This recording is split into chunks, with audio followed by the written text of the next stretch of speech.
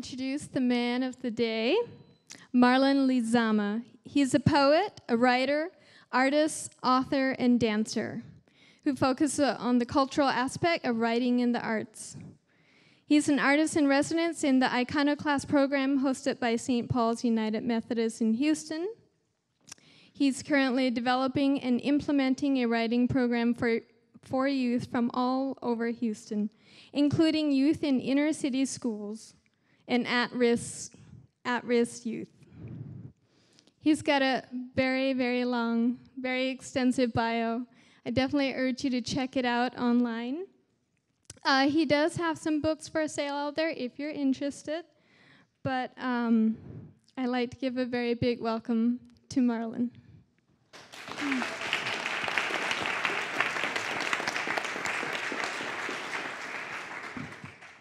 Good morning.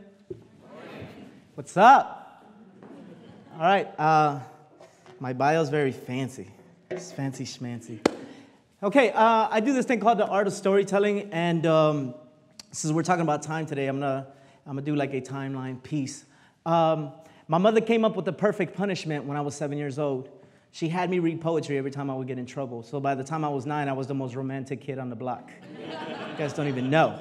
I used to read Pablo Neruda poetry, and there was a time where I would just be like, "Mother, your eyes are like those." She was like, "Shut up, you go to the corner."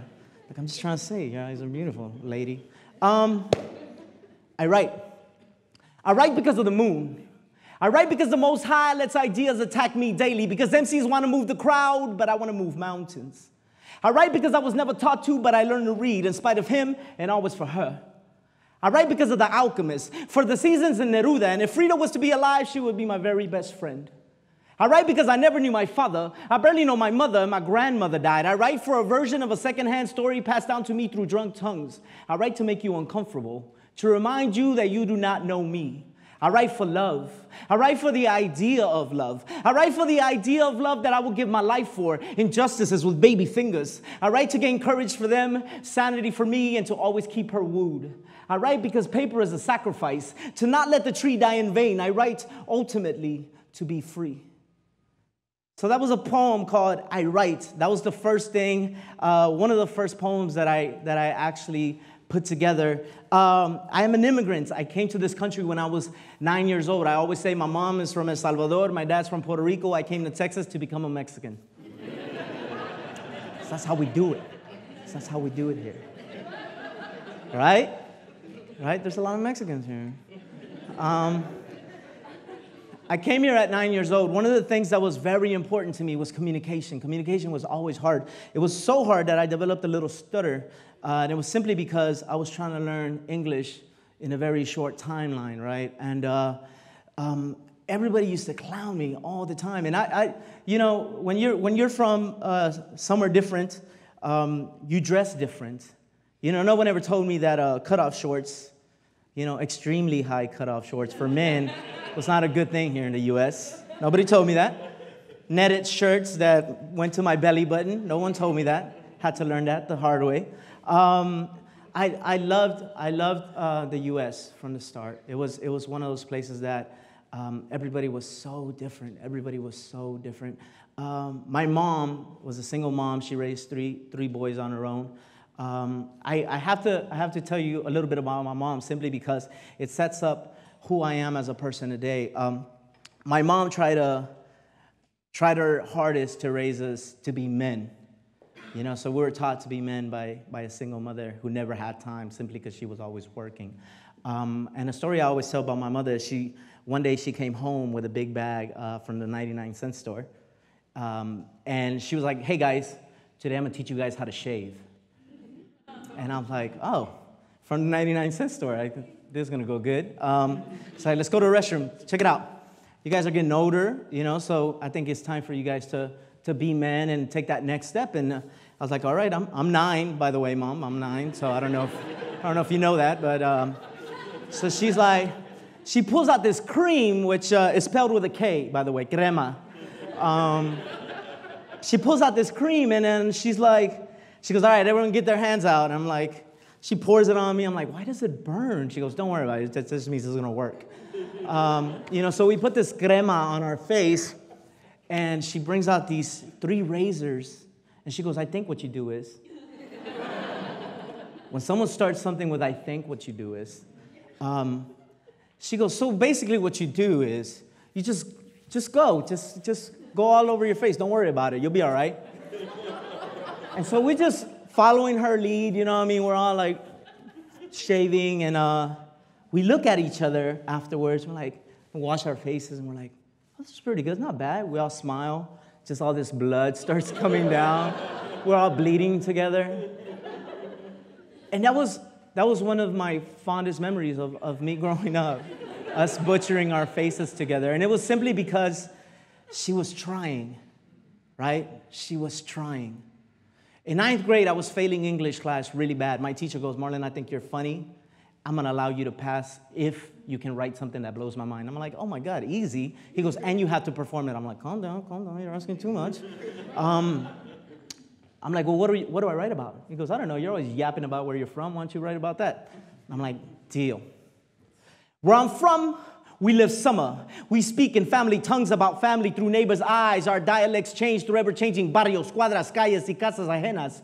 Where I'm from, la lechuza, el diablo, and la llorona all become curfews, and there is no talks of American birds and bees. Reputations follow you like 14-year-old backpacks on our 14-year-old soldiers. Where I'm from, education is a thought as crazy as equality. Tree branches become a sign of disciplinary actions. Moms are mommies, tias are titis, grandpas are popos, fathers become and have always been gone. Óyeme! Where I'm from, music is our narrator, moving us like revolution once did. Young developing flowers shaking and stepping to beats they do not understand yet. Perversion is an uncle not allowed near the kids, but is always welcomed home. Where I'm from, the dinner table is time of conferences of who needs to go get a job, who needs to go get some water, or who just needs to go. Sana, culito de rana's our doctor.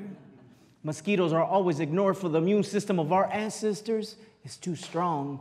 Where I'm from, children carry sun-like descriptive terms. Necklaces tell you when it's time to go in, along with a coño ya métete. Because you see, where I'm from, everyone is Christian and has a Catholic neighbor. Love is what is allowed, or how good a young couple is at sneaking around. Babies and make families close, and machete is even closer. Where I'm from, my grandmother is beautiful. Aunts and uncles are extended parents, and everyone has the right to beat your butt. Pon toma. Where I'm from is yellow, purple, blue, and gold, and it is beautiful. That poem was the first poem I had ever written in my entire life. That was the first time someone actually asked me about who I was and where I was from. Before then, I was invisible. I was 15 years old and I had never felt empowerment before in my life. Never. I grew up in an at-risk neighborhood doing the plainest things. I grew up in a neighborhood where either you were a gangster or you just didn't do nothing. Those were the 2 choices. Positive alternatives, positive peer circles. There was just no such things. And I remember my classmates just being all silent, and I was like, oh my God, they're going to kick my ass after this, right? Like, I shared too much. Dang it, Marlon. And I remember afterwards, people coming up to me, it's like, I knew exactly what you were talking about. I grew up just the same way. My teacher goes, wow, Marlon, that was really good. You get a 70. I'm like, Zang. He goes, calm down. You haven't done work all semester. I'm not going to give you an A. I'm like, all right, fair enough. You win this round. That feeling of being heard was so amazing. That was so amazing because I grew up in an environment that nobody's supposed to listen to you. Because nobody cares about what you have to say because you're too young, or you're not from the right kind of family, or you're just another immigrant kid, or you're just another statistic. 9th grade was very eye-opening for me. I got called to the counselor's office because that same teacher recommended me to the counselor. And she was like, Marlon, I'm concerned about you. I think you have a bright future, so I'm gonna help you out. I'm gonna tell you what you're gonna do with the rest of your life. I'm like, wow, thanks. It's gonna save me some time. She looks up at the ceiling like something was gonna come down. She goes, you ready for this? And I'm like looking up with her. She goes, I want you to be a banker. I was like, a what? She goes, a banker. I'm like, a banker? I don't want to be a banker. She goes, shh, banker. And I'm like, what? I'm like, no, why a banker? She goes, think about this. The world will always need bankers. That's her exact words.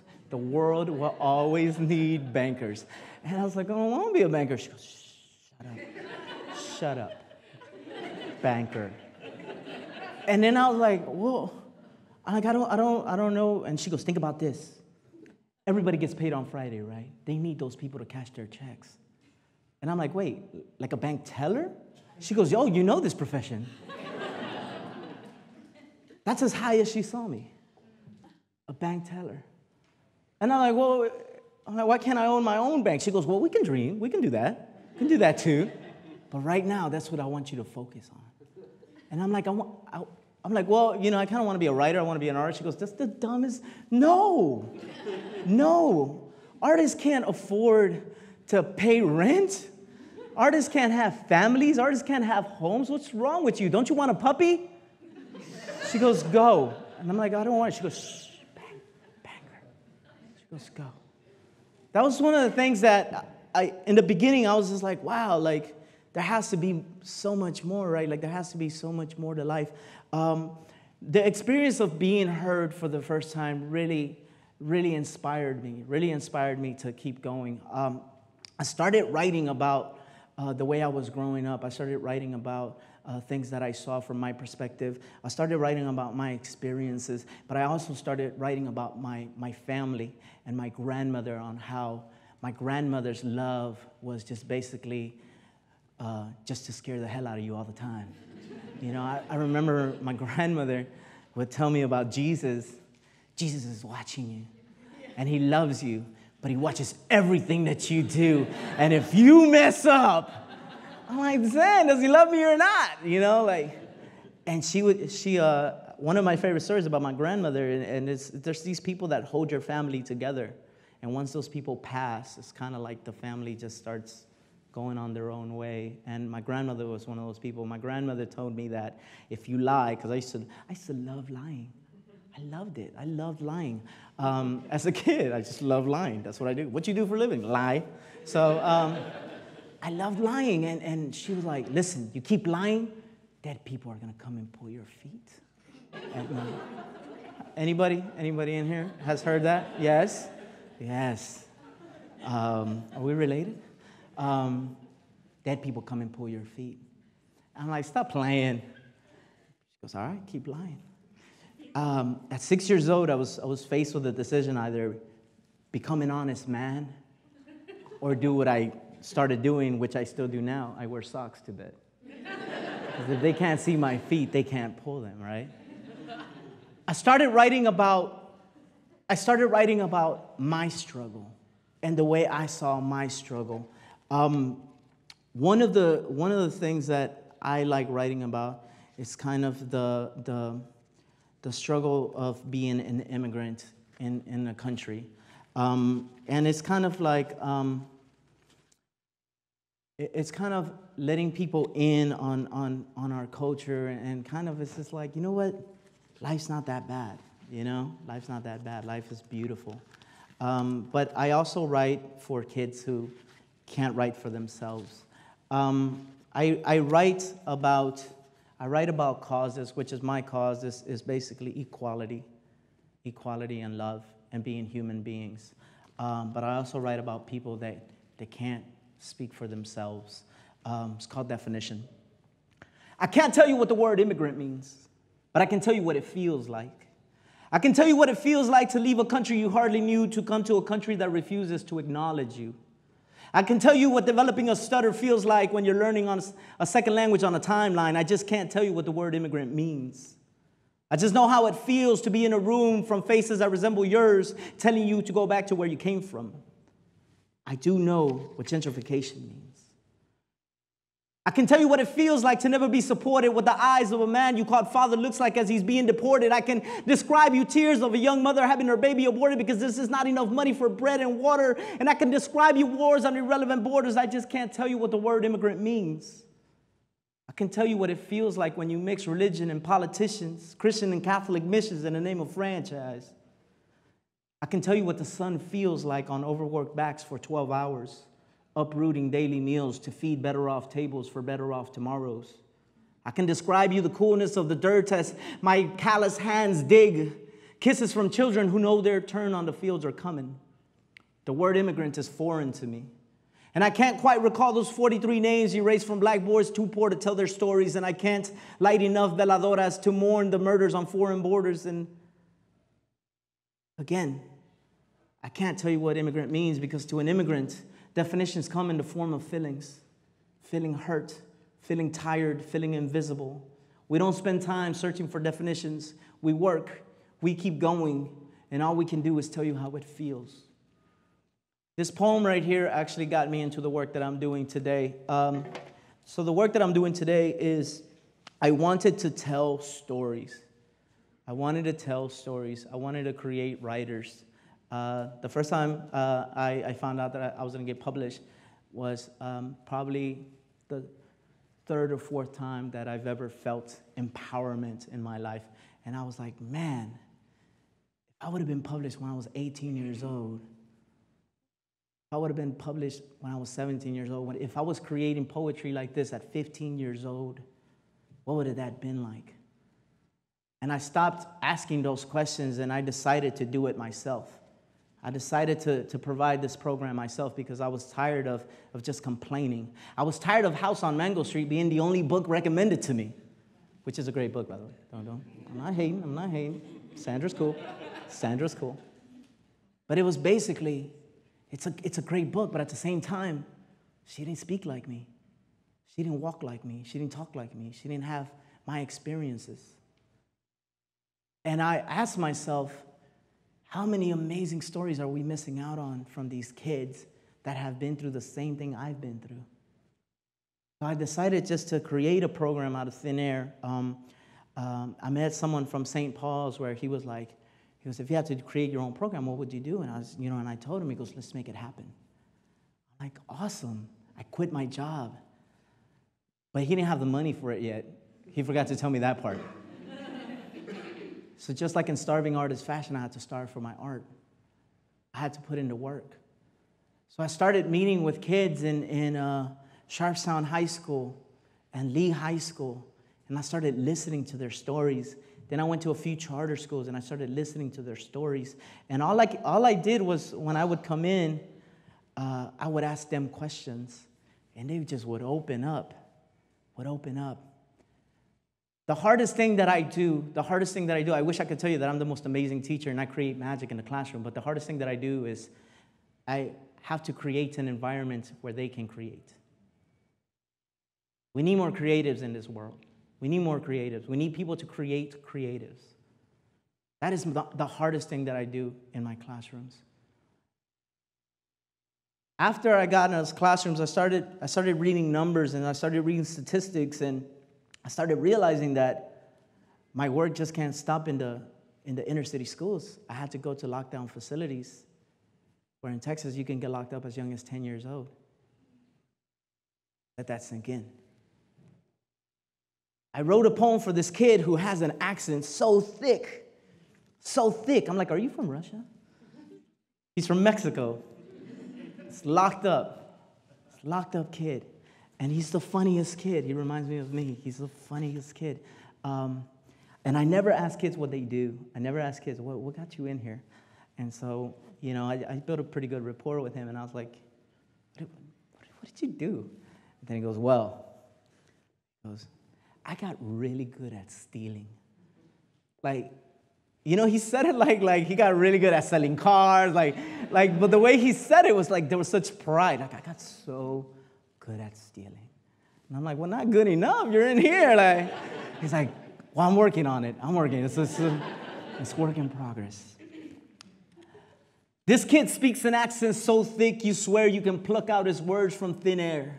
You can grab his subjects and predicates so you can bet prejudice is never too far behind. This kid whose adverbs add words to his environment is bullied kid whose second language is but a villain living to suffocate him. And he doesn't belong here, they say. Go back to where you come from, they say, as words attack him every day. Irrelevant to this world, this kid is. His accents come out like accidents, which brings out stares and fingers that point in directions as if to create imaginary guns that shoot descriptive terms that burn like bullets to this targeted innocent bystander. He is an immigrant to his own mind state. His passport only affords him to travel from one dream to another. So stay quiet, little brother, and walk with your head down. Avoid uniformed men, for at times those are the most uninformed men. He walks on cracks that lead to where sidewalk ends and desert roads meet desert scenery at any given second. The tragedy of his life is that he is a storyteller, but on this side, a burden, a lawnmower man. His hands are not meant to hold pencils. The system allows him free meals for now till they figure out realistic options. Options that come in orange suits that match bars, sponges that clean cars, or burning roofs that need tar. He writes in accents because he is determined to tell his story. He sounds out words and plucks them from thin air and builds homes with them. He juggles ideas to entertain his little brother. He lullabies his mother who has no time because she is just not there. He is a storyteller that refuses to let others write in his book. A 14-year-old whose world demands his head to head in directions he came from. All he does is grip pencils and keeps building and keeps writing in accents. This kid is facing 15 years. At 15 years old, I couldn't imagine. At 15 years old, somebody's writing out your life like that. Poetry has become a way for him to start telling his stories. And one thing that I'm very proud of, which is coming out next month, is an anthology of the kids that I worked with all year. And it's amazing. And in the beginning, I was like, I'm going to create this anthology and it's going to have like 60 really okay poems, because that's what I was hoping for. I worked with 7 different schools, and I was hoping, come on, guys, 50 poems, please. I read over 3,500 poems.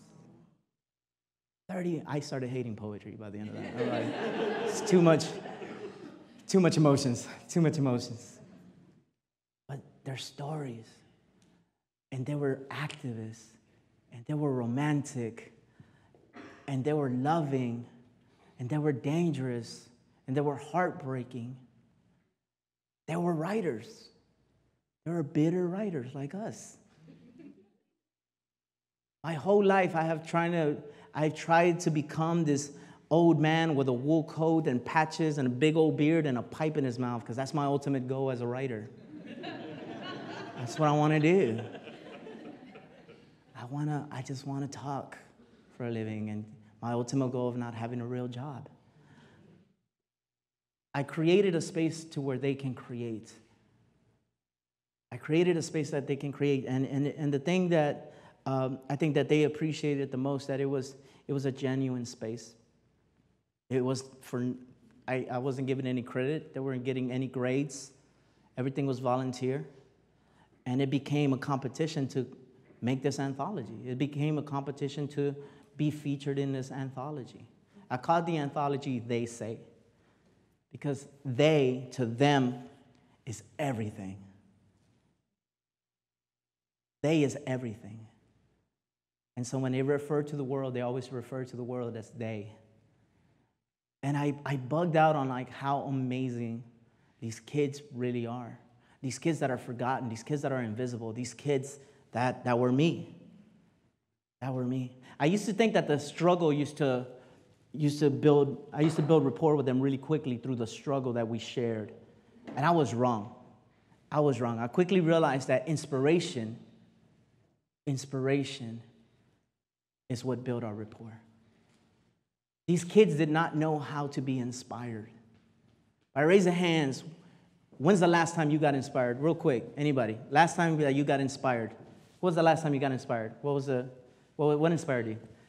Oh, you had me at right now. When's the last time you got inspired? Yes. Yeah, I was going to say the same thing. So, somewhere along the way, we stopped sharing ourselves. Somewhere along the way, we stopped sharing our stories. Somewhere along the way, we stopped being genuine with each other. And somewhere along the way, we stopped being human beings around each other. We stopped connecting. And the thing is about stories, I could have been a rapper. You guys don't even know. I could have been a rapper. Rap stands for rhythm and poetry, by the way. Just wanted to let y'all know that. I never wanted to be a rapper because I always felt that rap was very limiting to what I wanted to say. But a storyteller, because my grandmother was a storyteller, right? Because she had a story about everything.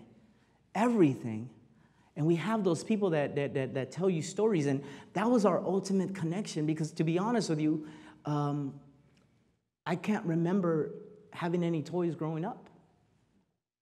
I had outside.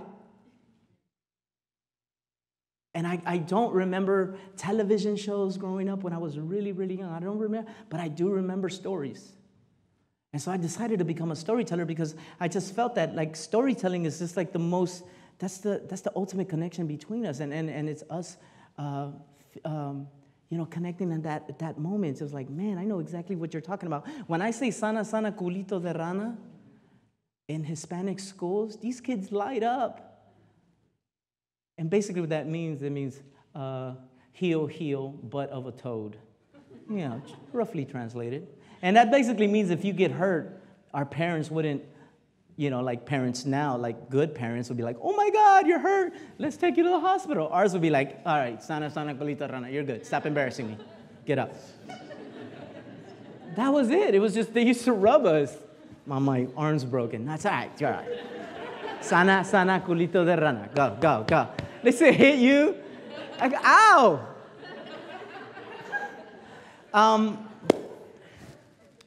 I discovered this thing called breakdancing. When I was young, I discovered this thing called breakdancing. This thing called breakdancing was awesome. The first guy I ever saw breakdancing, I was living in these apartment complexes called Willow Creek Apartments. I don't know if you guys know it. No? Fight the power? All right.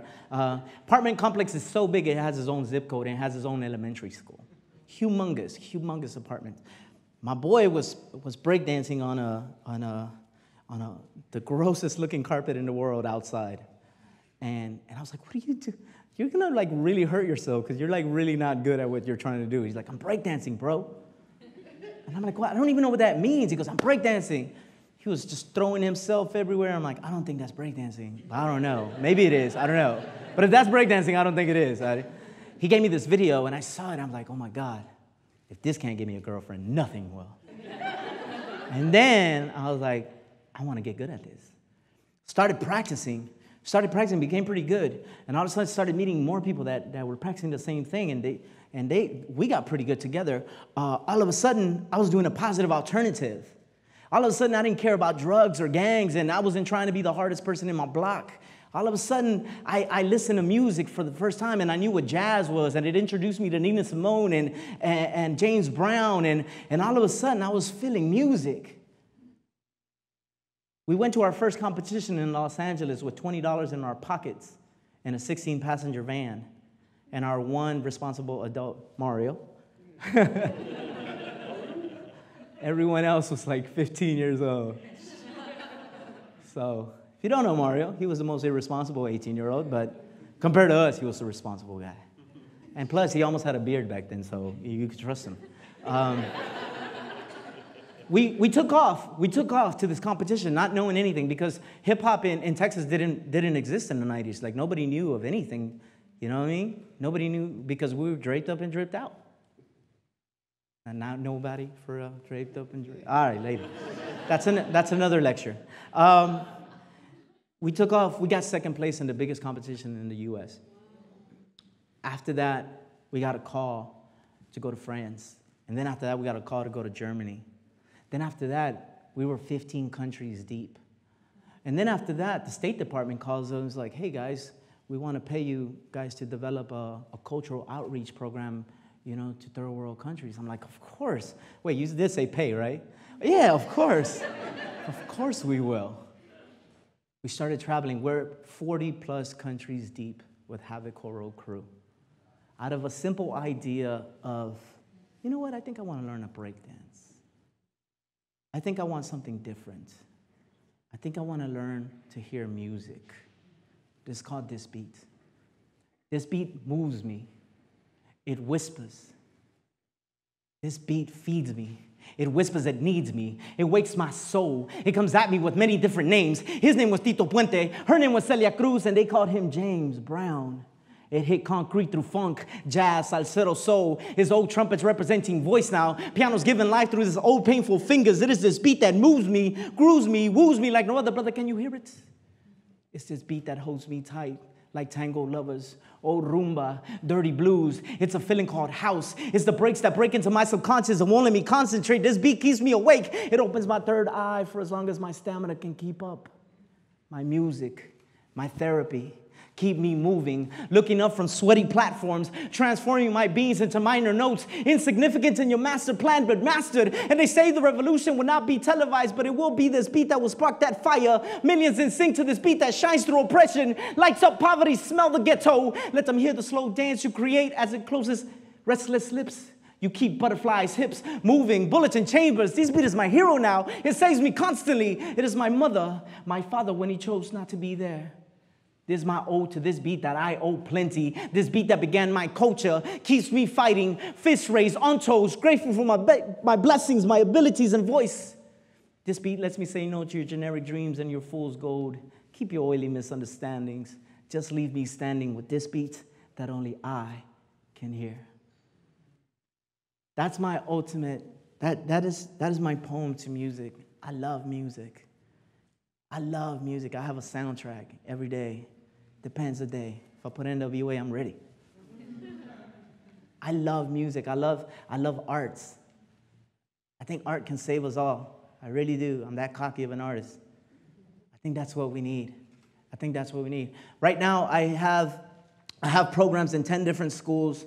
I'm creating an anthology. I created a network of teachers that we are creating how to teach high-level creative writing to at-risk and incarcerated youth. The simple idea of teaching someone to create a poem or to share a story, that's the whole idea. I always say that the secret is about its connection, consistency, trust, and growth. I say I don't know a lot to my classes because I'm a human being around them. I say, what do you think that means? I tell them that, hey, this line right here that you wrote, where did this line come from? This line is amazing. How did you put this together? And you see them light up. You see an artist respond back. Not just some kid who's taping something together, but you see an artist basically answer your question. That's the most beautiful thing that I have accomplished. And out of all the things that I have done, out of all the things that I'm accomplishing and still growing, the coolest thing is I'm creating creatives. That is the coolest thing that I am doing. I am creating creatives. I got tired of waiting for someone to umbrella me. I got tired of waiting for the right program to come along. And I think as artists, as creative people, sometimes we're stuck in that we're waiting for the right funding to come or the right grant. I did it for 7 months without any money. But eventually, like, the results were just so amazing that someone had to fund us. Someone had to fund us. And this work that I'm doing now, and even with like my book, the work that I'm doing now is just kind of like, it's the most grassroots work that I can think of. Because it's just me and the kids in a room. I don't need anything extra special. You know, I think with my group, Have a Choral, we have learned so many different lessons about life and humanity and connecting. Some of the best meals I've ever had were with people that I didn't know their language. I learned what poverty really looks like and smells like and sounds like and feels like. And so like now I can write knowing that I'm writing as a genuine human being. And it's just stories. It's just stories. I want to be a storyteller.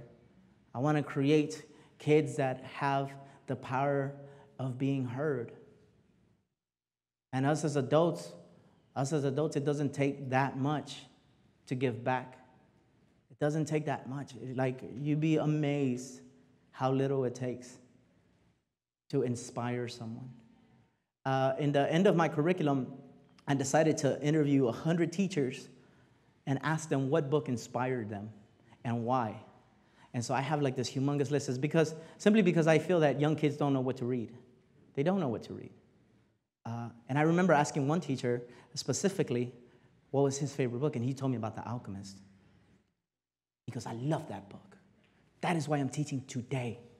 I'm like, oh, serious? He goes, man, he explained it so passionately, and I'm like, so do you teach this book? He goes, oh, no, I haven't brought up this book in a long time. This is the first time I talked about this book.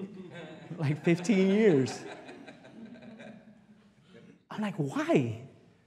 If that inspired you, if that moved you so much, why would you not share it? Somewhere along the way, we stopped sharing ourselves, and we started becoming scared of each other. Because we're not supposed to trust each other. I have Hispanic people that are racist against other Hispanic people. Don't trust them. They're Colombians, bro. You call a Salvadorian a Mexican, oh my God, get ready.